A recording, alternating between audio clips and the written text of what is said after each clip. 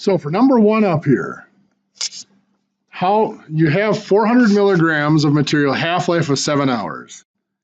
So the amount that we're going to have, we're just going to call that Y, is going to equal the starting amount of 400 times, now we can either use 1/2 or 2 here. I'm going to use 2. If I use 2, what do I have to do in my power? Make it negative, right? So it's the power of negative t. What's my time?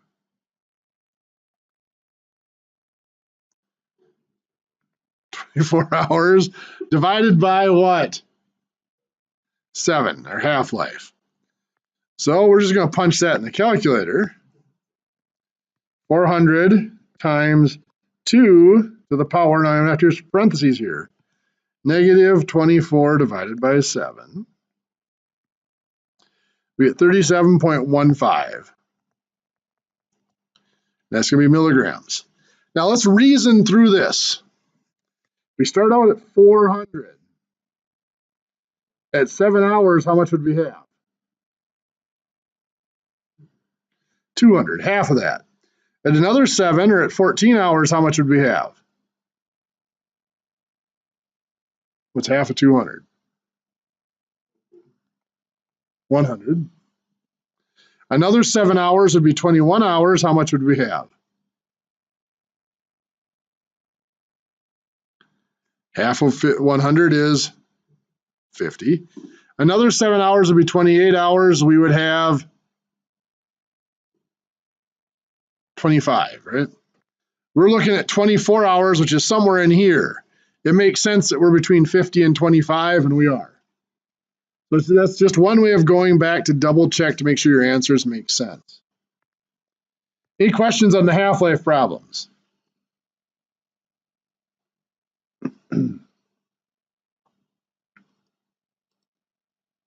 Okay then.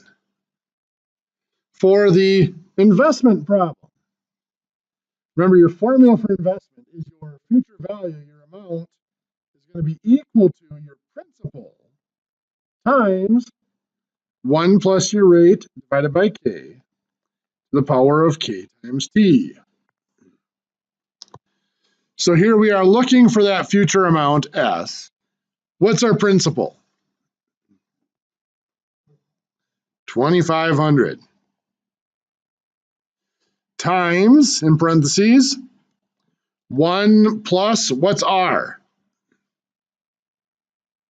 Not 6, but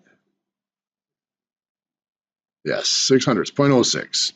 We have to convert a percent into a rate or decimal. That's going to be over what? What does K stand for?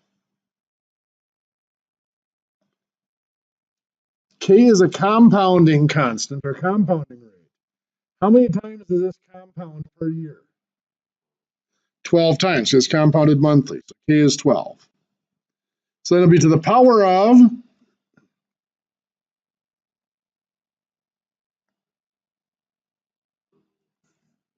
12 times 4. Perfect. So we'll punch this in. 2,500 times our parentheses. Now, some of your calculators, you don't have to put the times between the 2,500 and the parentheses. I always put it in there just to be sure. 0.06 divided by 12, close parentheses, to the power of 12 times 4. I get 3,176.22.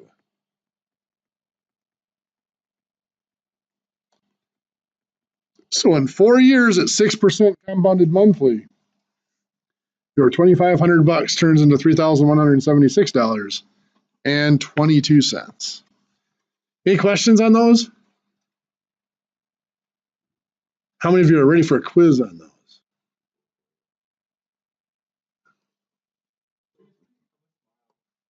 Oh, tomorrow?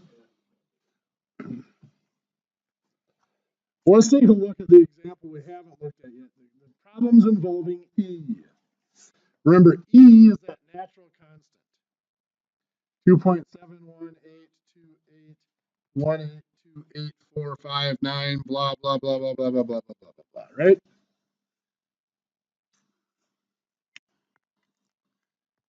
It goes on forever without repeating, without terminating.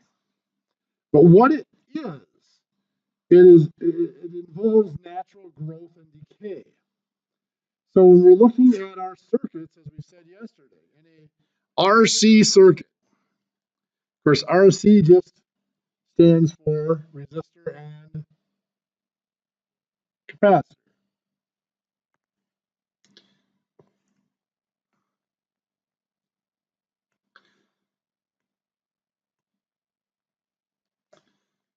So we have a circuit with a resistor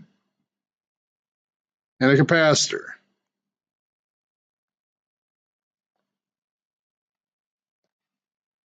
The voltage across the capacitor.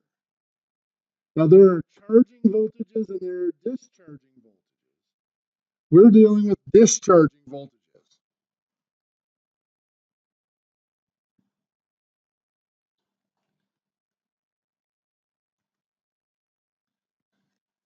So we have a maximum voltage. We're going to call that capital V, sometimes referred to as V with a little zero or V naught, V0. That's our maximum voltage. That's equal to our voltage source. So let's say that our voltage source here is 40 volts. So what we do is we put the voltage source in, we close the switch, and we let this charge. And if we let it sit long enough, eventually this capacitor is going to have the same charge as that voltage source, 40 volts. Obviously reversed bias, going the other direction. So then what we do is we remove the voltage source. We open the switch and we remove the voltage source. And we just connect the wire, so it's a dead short. Right now, this is acting as a battery. The capacitor is still holding that voltage. So then we close the switch again, and that capacitor is going to discharge. It's not going to discharge instantly because that resistor is going to resist. It's going to limit the flow of electrons so that it'll discharge at a certain rate. So what we are finding is the voltage, little v, or sometimes v is a function of time, vt, like that, on that capacitor after a certain given amount of time. So that is equal to that maximum voltage times e to the power of negative t divided by R times C, where R is our resistance and C is our capacitance. This is where we left off last class, but we were kind of rushed, so I wanted to go over it again. So let's say that we have a resistance of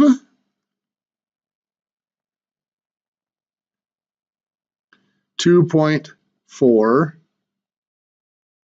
kilo ohms. Of course, we've got to rate that as 2,400 ohms. And we have a capacitance of 8 millifarads.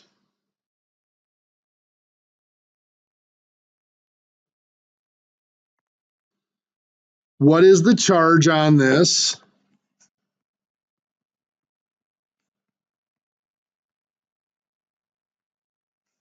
Find the charge on the capacitor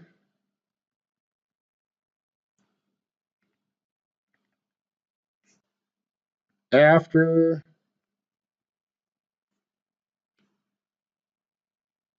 0.05 of a second.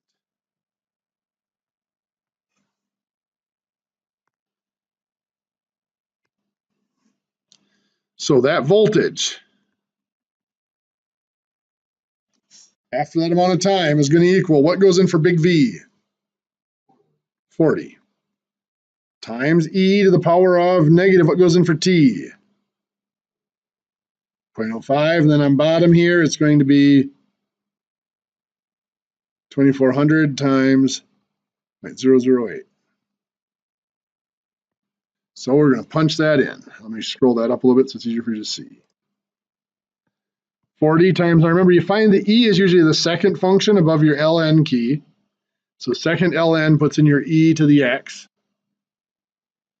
They do parentheses, negative 0.05 divided by, now we have to have a second set of parentheses here for the denominator of that fraction in our power. 2400 times 0.008. I have to close my parentheses twice because I've got two sets of parentheses in that exponent. Gives us 39.896 volts. So that is after 500ths of a second. It's gone from 40 down to 39.896. Now that's still very close to 40. The reason that's still very close to 40 is 8 millifarads would be a very, very, very strong capacitor. The stronger the capacitor, the slower it's going to charge, the slower it's going to discharge. So let's say that we have a maximum voltage of 60 volts, a resistance of 1.8 kilo ohms, and a capacitance of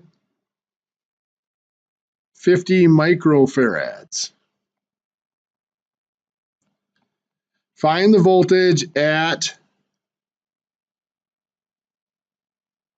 30 milliseconds. I'm going to have you try that in your notes quick. So as we set this up, our voltage is, after that time, is equal to what goes first? 60 times e to the power of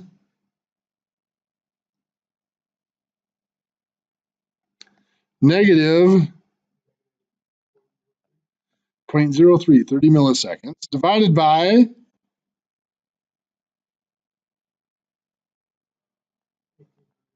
1800 times 0.00005 for the 50 micro. Remember, micro is 6 places. So you got 1, 2, 3, 4, 5, 6. So there's a decimal point and 4 zeros before you hit the 5. So 60 times second ln to get my e there. Negative 0.03 divided by parentheses 1800 times 0.1234. I get 42.99. Is that what you guys came up with?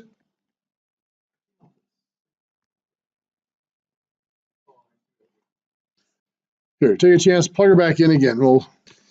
Okay. Did you make it work? Okay.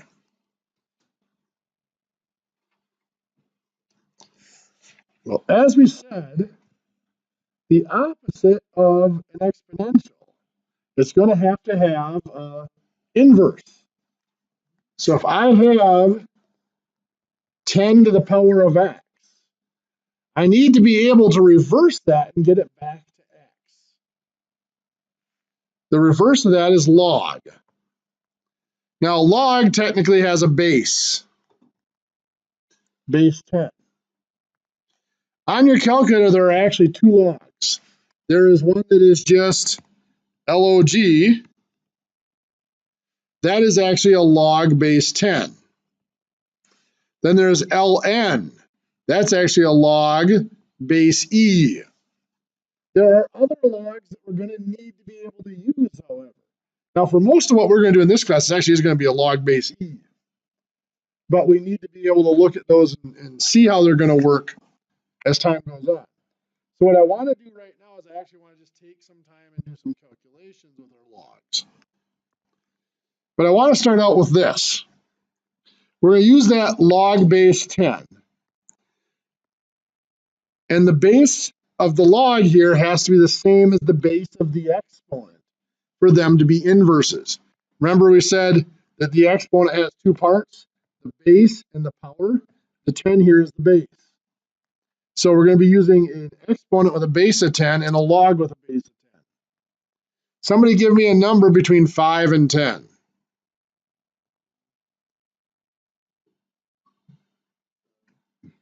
7. How's that?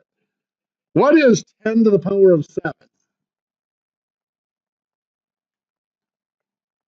If you punch in your calculator, you get 10 million, correct?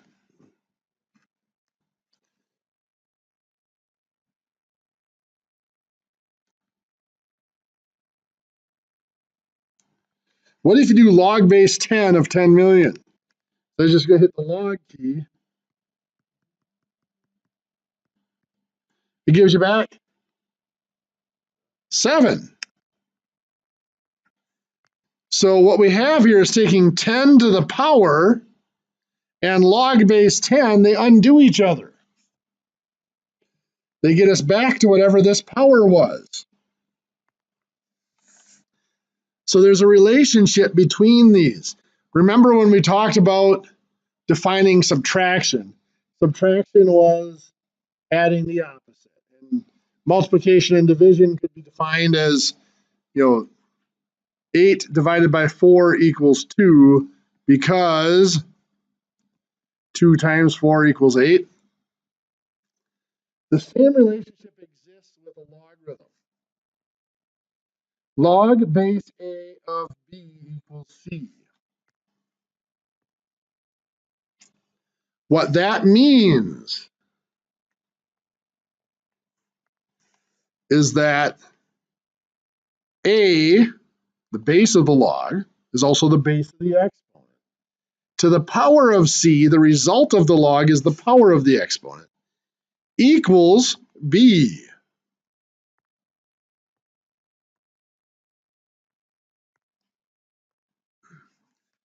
This would be called the logarithmic form.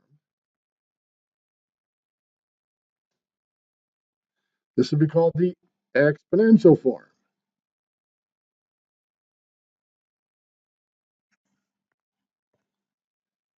So if I give you log base 7 of 243 equals 3, that's the logarithmic form. What would the exponential form of that be? What would be the base of our exponent? The 7, the base of the log. What would be the power of our exponent? The 3, the result of that log. And of course, 7 to the third will equal 243. These are just inverses. If I take 7 to the third power, I get 243. Now, before, if I wanted to get back to the 7, I would do a third root. If I want to get back to the 3, I have to do a log base 7. It all depends on which part of that exponent I'm trying to undo. Before, I was trying to undo the power. Now I'm trying to undo or reverse the base. If I give you the exponent of 5 to the power of 6 equals 15,625.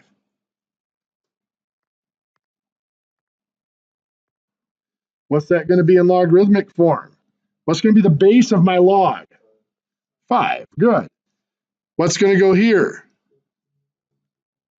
15,625, and it will equal 6. Pretty simple, right? Now let's use that idea to solve some simple logs without a calculator. The power of 2 is a pretty simple power to work with, right? So let's do a log base 2 of 8. What's that going to have to be? Remember, if I converted it to exponential form, what that's asking me is 2 to what power equals 8? 3, very good. So log base 2 of 8 is 3, because 2 to the power of 3 is 8. How about log base 2 of 1,024?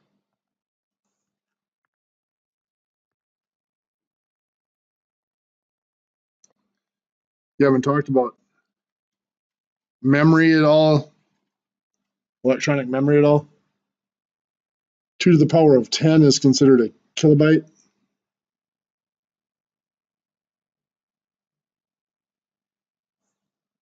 So log base 2 of 1,024 is 10 because 2 to the power of 10 is 1,024.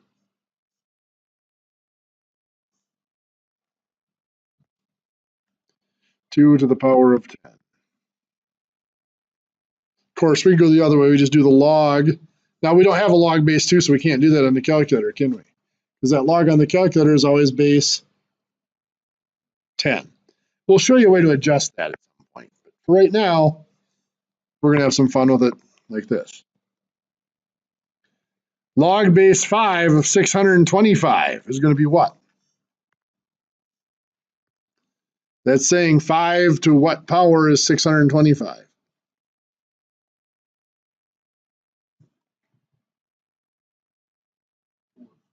Four. Very good.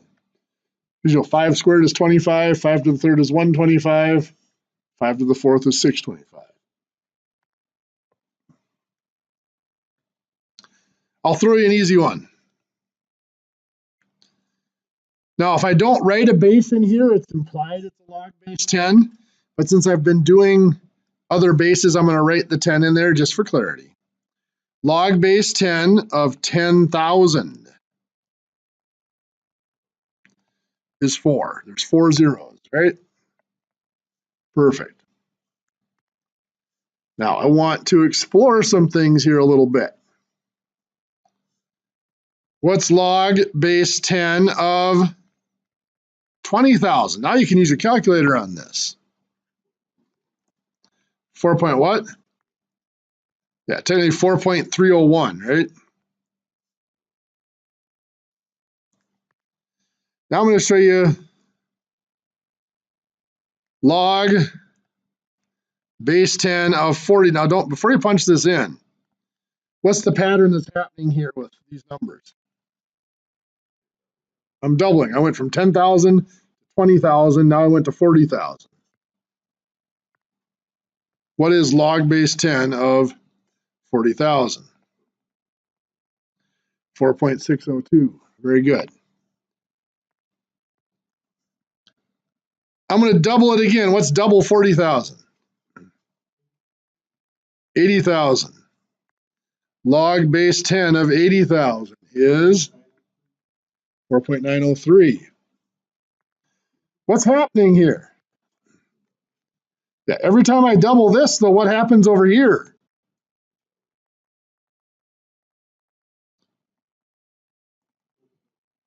The result only goes up by 0.301, right? That 0.3 or 0.301, to be a little bit more exact, is a very, it's set in a log base 10. Now, different bases have different constants for that, but in a log base 10, if you double the number you are taking, the result of the log always goes up by 0.303. For example, let's do log, and I'm just going to imply the base 10 now. Let's do log of 27. What do you get? Go to 3 digits for me. So 1.431. Log of 54 better be 1.732.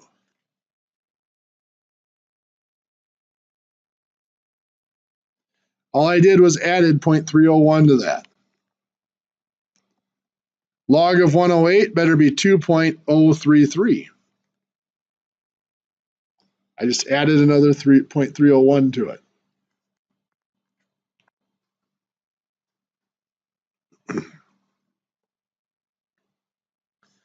So now let's take a look at, without the calculator, log base 10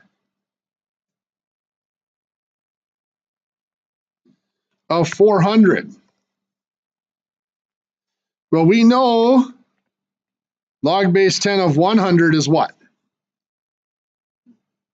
Careful. 10 to what power is 100?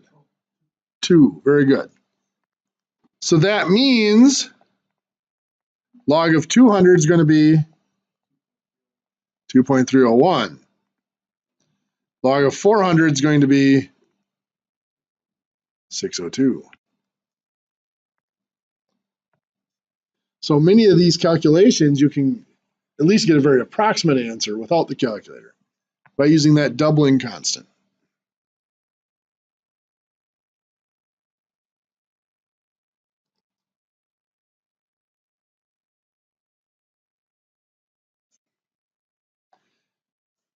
Let's see here.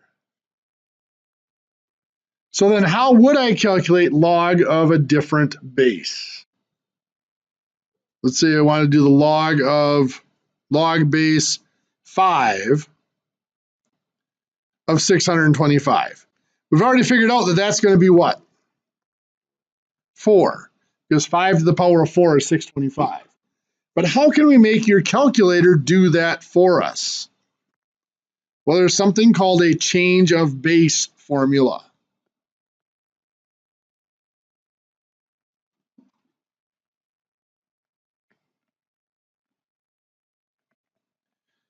The change of base formula says that if I want to do a log base A of B, I can use log base 10 of B divided by log base 10 of A. Or I could use the natural log, it doesn't matter. ln of B over ln of A. So let's double check this. Let's confirm this with our log base 5 of 625. We would enter log of 625 divided by log of 5. Log of 625, make sure we close our parentheses, divided by log of 5. And it does give us 4. Or we could have done ln of 625 over ln of 5. ln 625, close the parentheses, ln of 5. It still gives us, oops, something, I didn't get my division in there. Let's try that again. 625. It still gives me 4, as long as I enter it correctly.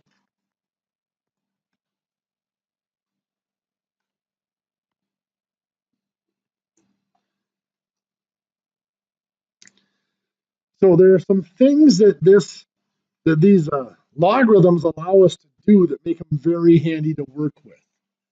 Not only do they reverse those exponentials, where they undo the base of that exponent instead of undoing the power, but they actually allow us to work with very large numbers. For example, let's say I want to do the log of, let's see here. I'm going to do the log of 36. I know this is going to be 1 point something.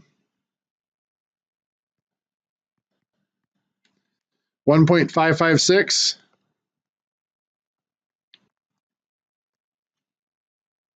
Well, what if I look at it like this? Log of 36, but instead of 36, I'm going to break it into 4 times 9. 4 times 9 equals 36, right? What is the log of 4? 0.602? What is the log of 9? 0.954? If I add those together, I get 1.556. So the log of 4 times 9, in other words, the log of 36, is equivalent to taking the log of 4 plus the log of 9. Well, why on earth would that be true? Well, you got to remember the log is reversing an exponent, an exponential. If I have x to the power of 3 times x to the power of 5, what do I do with those powers? I add them. 3 plus 5 makes x to the 8th. Same here. Even though I am multiplying the 4 times the 9, I add the logs because the logs are technically working with a power.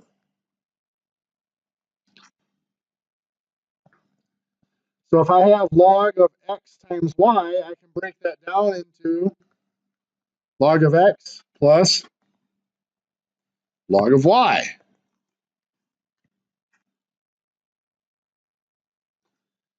How about log of 7? Of course, log of 7 is 0.845.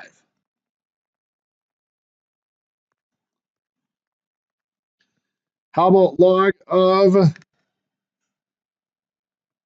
21 divided by 3?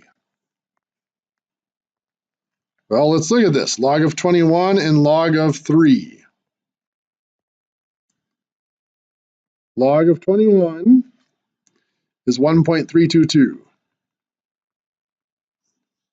Log of 3, 0.477.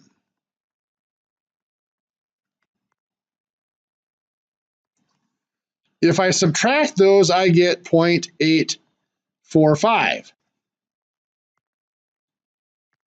So the log of 21 divided by 3, in other words, the log of 7, 0.845, is equal to the log of 21 minus the log of 3.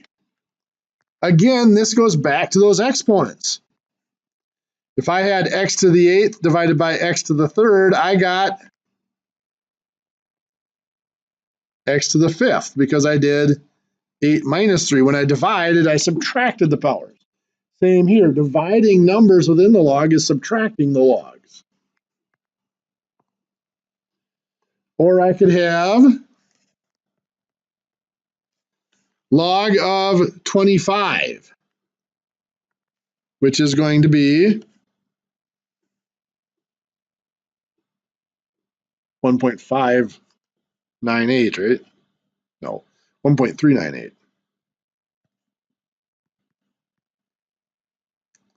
And it is 1.398. I'll show you in just a second how I knew that. But let's treat it as log of 5 squared. So what is the log of 5?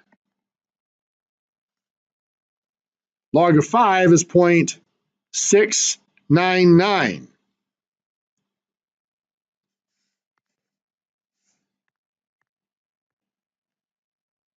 If I multiply that by 2, I get the 1.398. Log of 5 squared, or in other words, the log of 25, which is 1.398, is equivalent to taking the log of 5 times 2.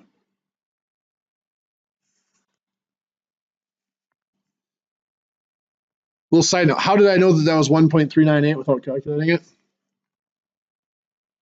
Because log of 100 is 2, correct? If I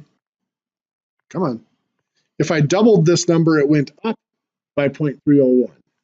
If I cut it in half, it goes down by 0.301. So that'd be 1.699. Log of 25, 1.398. So it goes both ways. You double it or cut it in half. So these basic rules we just learned here. Log of x times y is equivalent of log of x plus log of y. Log of x divided by y is equivalent to log of x minus log of y. Log of x to the power of y is equal to y times the log of x.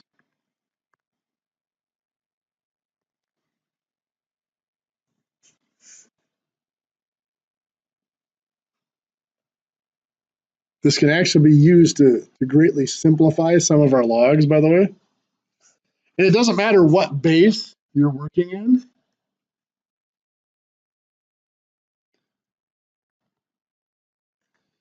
Let's say I have log of x to the 5th y. I can split that up. This is x to the 5th times y, so that's going to be log of x to the 5th plus log of y. Remember, when you're multiplying, it's adding logs together. But I can further go with that to break that x to the 5th into 5 times the log of x plus log of y. That's equivalent.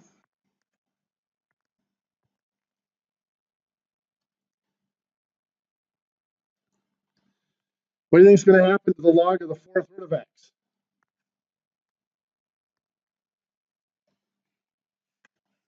A little bit of review.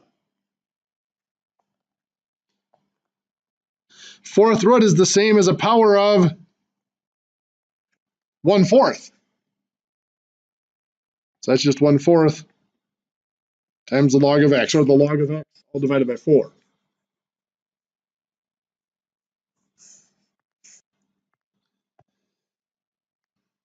Time for you guys to play with these a little bit. In your packet, page 474 through 475. 1 through 75, work on odd problems. You don't have to do it. Let's do this. Let's just say you do the 1s, 3s, and 5s. What does that mean? You do 1, 3, 5, 11, 13, 15, and so on. Okay. And I'm going to give you a quiz to take home and work on tomorrow during career day.